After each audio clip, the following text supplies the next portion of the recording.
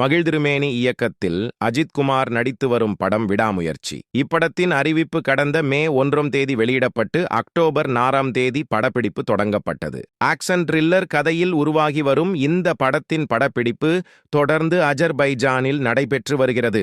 மேலும் இந்த படத்திற்கு ஒளிப்பதிவு செய்து வந்த நீரவ் ஷா படத்திலிருந்து வெளியேறி ஓம் பிரகாஷ் நியமிக்கப்பட்டார்.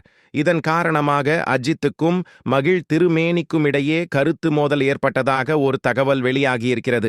என்றாலும் அவற்றை தள்ளி வைத்துவிட்டு படப்பிடிப்பை துரிதமாக நடத்தி வருகிறார்களாம்.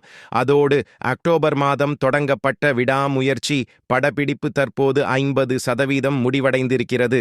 பிப்ரவரி மாதம் வரை அஜித் குமார் இந்த படத்திற்கு கால் ஷீட் கொடுத்திருப்பதால் மீதமுள்ள காட்சிகளை இன்னும் 2 மாதங்களுக்குள் படமாக்கி முடித்து விட வேண்டும் என்பதால் முன்பை விட தற்போது இன்னும் வேகத்தை அதிகப்படுத்தி உள்ளாராம் மகிழ் திருமேனி.